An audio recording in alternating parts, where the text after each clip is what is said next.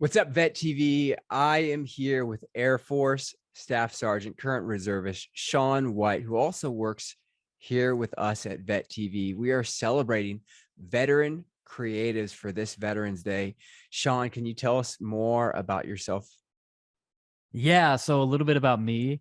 Right now, I am currently the one reservist working at Vet TV. I'm the Air Force Staff Sergeant, combat photographer. I started off as a public affairs airman, and in the Air Force, combat camera is like the only uh, branch that has it as a separate unit from public affairs. So I volunteered for it about 4 years ago in active duty. Did that, deployed to Africa in 2020, mid-pandemic or at the start of the pandemic. So that was a really interesting deployment. And then after the deployment, came back and then switched over to the reserves, started going to school full-time at Cal State Fullerton for cinema and television arts. And then I got picked up by Vet TV. So now I've been doing, school full-time for the past 2 years and then working at Vet TV full-time for the past 2 years. So it's been a busy ride, but it's been fun.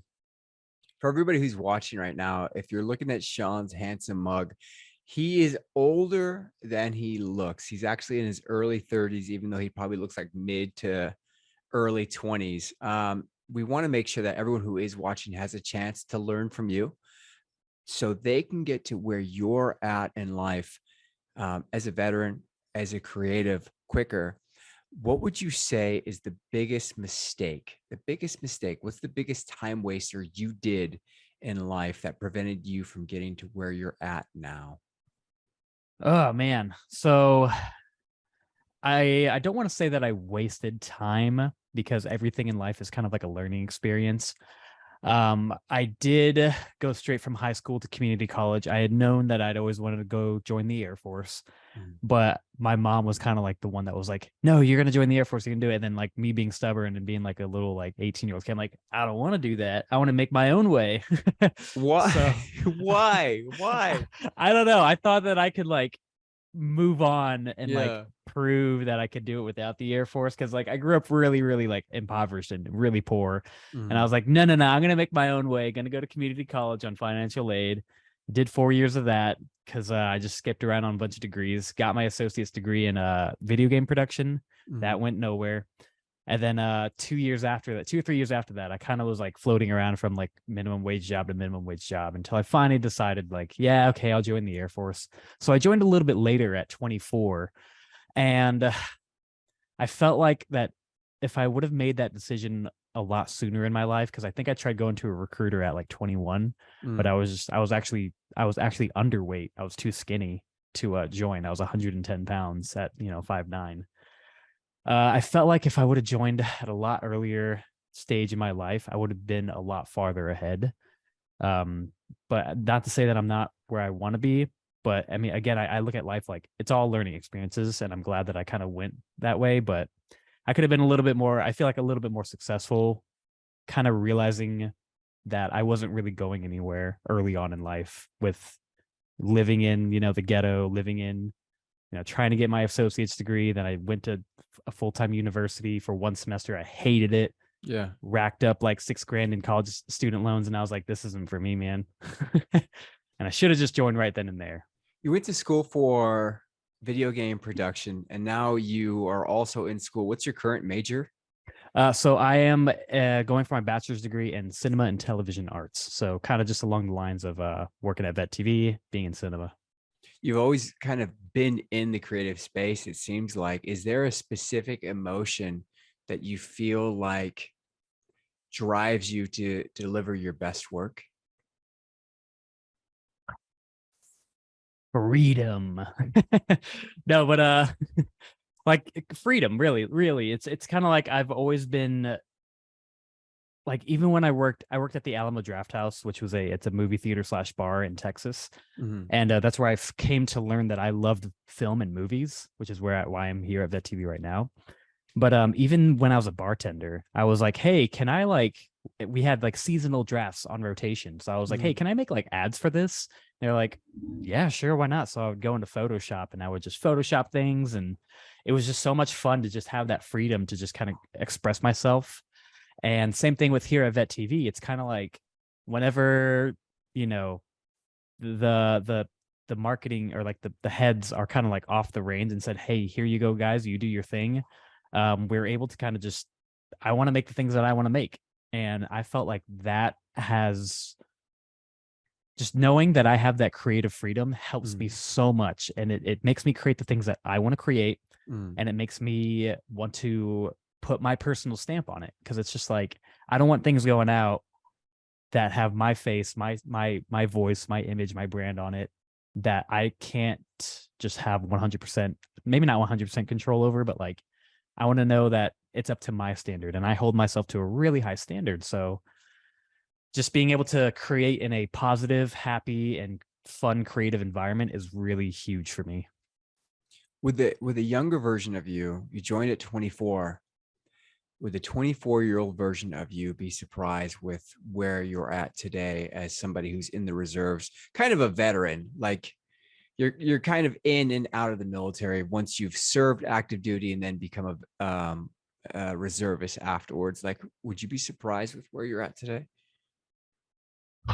I would say absolutely. Like I had mentioned before, I grew up like born in New Orleans, Louisiana. I was like, Mm, in the ghetto.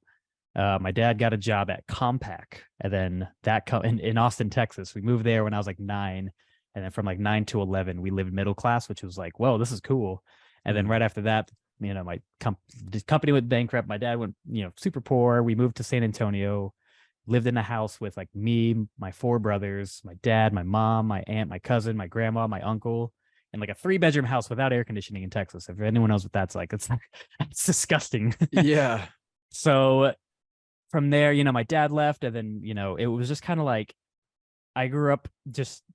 It sounds like kind of cheesy to say, but like kind of like I don't want to say part of the system or whatever, but just like I didn't have much going for me. All my Mm, friends were like we had our little clique in high school of my best fucking friends. Sorry, uh, and we went to just a really bad high school, like the highest crime rate in all the high schools in San Antonio.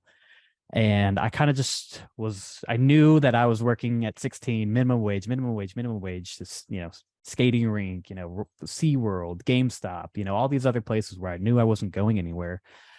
And I knew that like my only escape would have been the Air Force. Again, I was just being stubborn because I was like, I want to go to college, screw you, man. But I think I think he would be very surprised because I didn't even expect. I was just kind of going through the motions of life through the Air Force. I was like, yeah, I'll do 20. I'll do 20. This is where I wanted to be. This is where I am. And then I realized I wanted something more because I always strove for something more while I was in the Air Force. I mm, mean, with any job, really, you know, got, I came in as an E3 or an E2 or E3, and then first time made staff sergeant, first testing cycle and everything. And just thinking about where I am now, where I'm in college again, going full time while working a full time job in mm. California, arguably the most expensive place to live next to New York. And I have my own place. I've got all these animals running around and I can afford my bills. And I'm just like, just thinking back on how it was of just running credit card debt up just to pay for my car payments, just to pay Yeah. for it was a thing that I never thought I'd get out of, really. And if it wasn't for the Air Force to kind of pull me out of that like impoverished life and kind of like give me the ability to kind of make something out of myself Mm. after active duty, it surprised me, honestly. Really surprising to me. Yeah, it's one of those things to where most people don't make it out. Most people don't make it out. You can look through your yearbook and say, this person I know is on drugs. This person, no one knows what happened. This person's in jail. This person's dead. It's very easy to be lethargic and just accept what you have and just go through the motions because that's what you're born into. To want more is it's odd almost. It's like going against your what you've been nurtured to just accept by now. What would you say? You're 32 now. You joined when you were 24. What would you say the 40-year-old version of you wishes you would just accomplish quicker so that you can have an even better life by then? Man, just honestly, I don't know, just investing more in yourself, like both Mm, personally, like physically and mentally, and also kind of financially in a way. Like if I had known that if I had gone to my very first base in Abilene, Texas, and that's like a tiny 15-minute around the entire city town, if I mm, had like shown up there and bought a house and like mm, kind of like, hey, I'm gonna buy a house and then rent it out forever because I know this is a big military town that's never gonna go away, and I'm gonna have an extra source of income. That'd be mm. cool, but I don't know anything about real estate, so I'm like, I'm still living. Yeah. Yeah, it's like that mental thing where I'm still part of like the system of just like, no, I need to be in an apartment. I'm never gonna buy if I buy a house. I'm like, but no, there's way to make money around that. And also just investing in myself like mentally as well, because I didn't start seeing a therapist for until I was about 27, 28. Mm. And man, she unlocked things that I didn't know. I was like, whoa, daddy issues. So if I had known, and I know this younger generation is a little bit more focused on mental health and everything, which is great.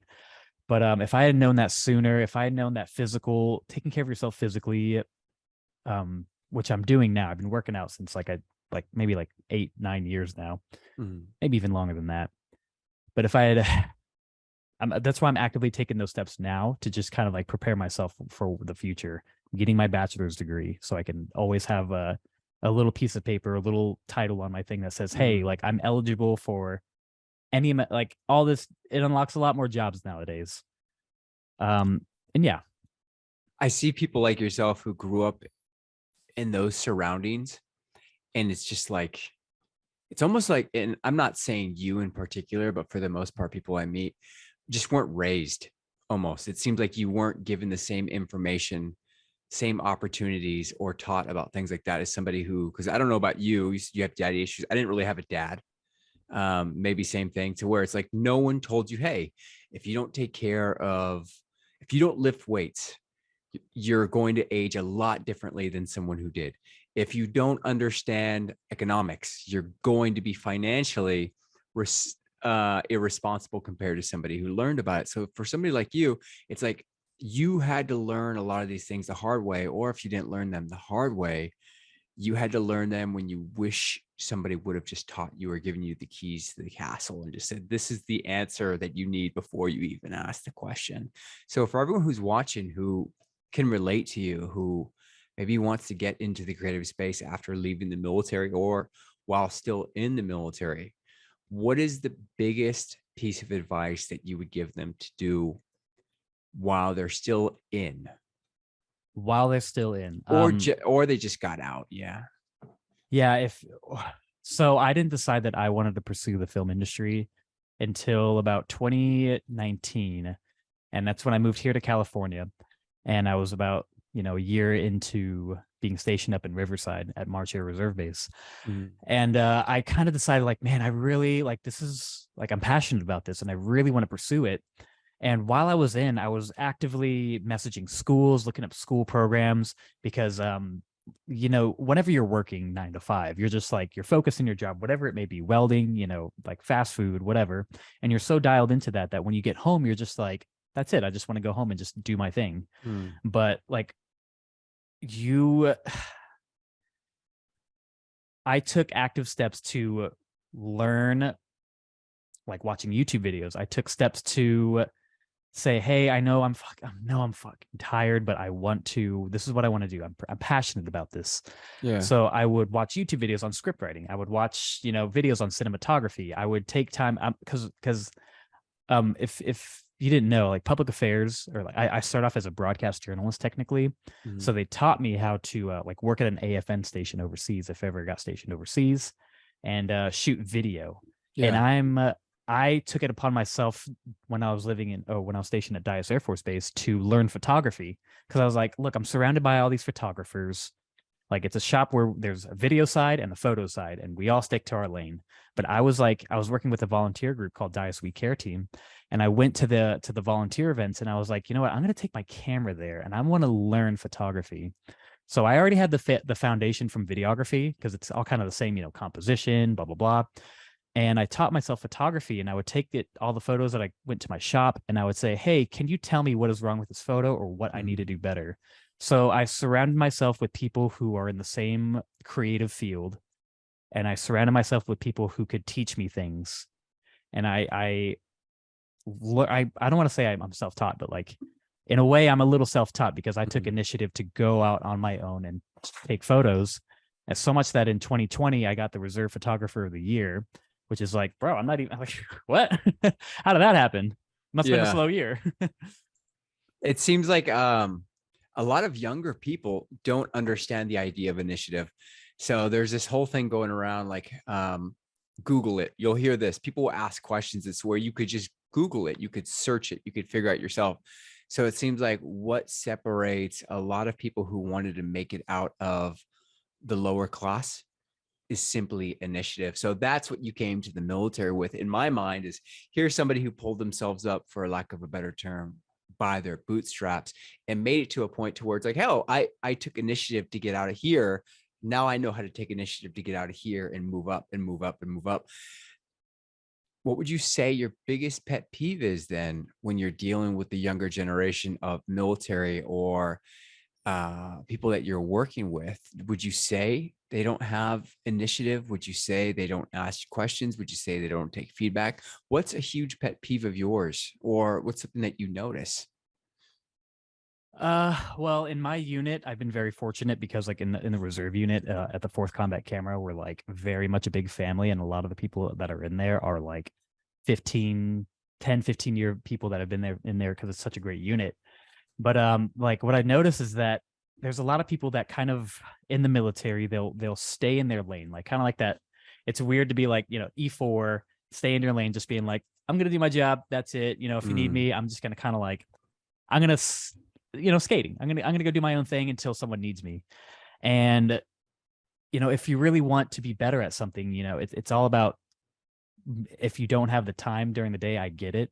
But it's also like, hey, maybe I can just go out and watch a YouTube video during a lunch break, or like maybe take it upon yourself to just kind of teach yourself something. Because one thing that I learned now that I'm like, I I'm working full time and I have school full time is my time management. I literally wake up at 6:30 in the morning, go to the gym for an hour, work from 9 to 5, and then I take an hour for dinner, and then I go from 6 o'clock at night to like sometimes 9 or 10 o'clock at night just doing schoolwork.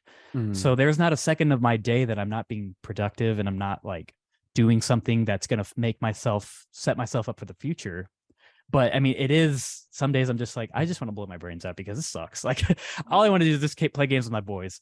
And some days I have to allocate time to just, the weekend. But it's like, if you want better for yourself and better for your future, and if you're just stuck in a rut, or if you mm. don't know where you're going in life because you're just active duty and you're like, I guess this is fine. I'll do 20 years for this. Take it upon yourself to just kind of figure out what you want to do. And there's so much knowledge out there, and there's so much information, and the military sets you up so well that once you get out, you have your GI Bill, and you should have hopefully enough money and things like that kind of saved up to where you've been traveled, where you want to go, where you want to be. You learn what's important in life. If you're a family person, you're a family person. If you're a work person, you're a work person. And you can just pick your lane of where you want to go. Then that's kind of what I did. That's what I see when I talk to people, when I work with people. It seems like 90% of the people I deal with or speak to, they have a disinterest in initiative, in holding themselves accountable so no one else has to. It seems like they do. And so I always wonder if it's a background thing, because I think you and I are a lot alike, to where I was never given anything. I don't think you were ever given anything. And I want something. I want a piece of the pie. I want to be able to live comfortably. And I think you want the same thing. And if there's a younger veteran watching, or a younger service member watching, who says, I want to get out and maybe pursue film, pursue social media, because I know you do that as well. I need to know what is the best piece of advice to take away from this interview so I can be like you quicker. What do you think that best piece of advice would be? That's hard, man. Sorry. I'll go Um, first if it's okay. I'll yeah, go start first. us Go off. first. Yeah. Um, understand to hold yourself accountable and to push yourself, like to be like you. I would say be like you. Google it, YouTube it, look for an answer. The minute you start asking people for answers is the minute you are okay with being subjugated. You can look for a mentor, but don't look for somebody to just lead you to the water so you can drink constantly. That's what I would say to any younger person. Really get in there and hold yourself accountable towards pushing yourself so no one else has to constantly, because you will get fired from a job and that will be your negative learning experience. And then hopefully you can learn. And then before you know it, you're our age, early mid 30s, and you are just floating. Yeah. Yeah, for sure. That's huge, man. And what I would have to say to that younger veteran that's just looking to kind of get up in life and get where they want to go, is on top of all that, like taking initiative to do it for yourself and just not be complacent with like your life, because that's kind of what I learned that I was, growing up, our escape was video games. My brother and I, we both worked at GameStop, and at the time you can check out a game for 3 days, and like we would play all the PS2 games and everything. And it kind of carried on to my future life where, I was working minimum wage and I was just like 23 years old, still living at my mom's house and just kind of like playing games with my boys. And like, granted, I love playing games with my boys. I still do that to this day. But everything in moderation, of course. But I didn't know that I could take the initiative to do things for myself. I was just always kind of like in that mentality of like, well, whenever someone tells me to do something, I'll do it. But if there's something I'm really passionate about, like I'll do it. And just having like friends to help you be accountable with that, like working out and things like that. But I think God, just it sounds so dumb, but like just do it. Like just find that passion that you want to find, explore options, and just take steps and trust the process. That's the one thing that I learned too. Trust the process. It's just like your first day of working out. Like I started off 110 pounds, underweight to join the Air Force. I couldn't even lift a barbell. And now I'm like 180, like 175, 180.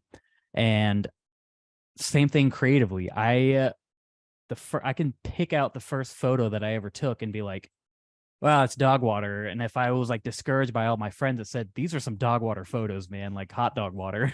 Yeah. I would have been like, man, screw this. I don't want to be a photographer.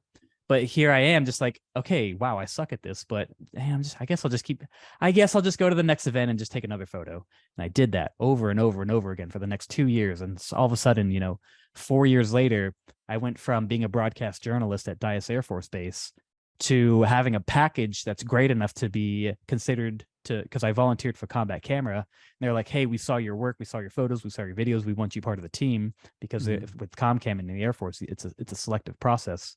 You have to have a package and everything.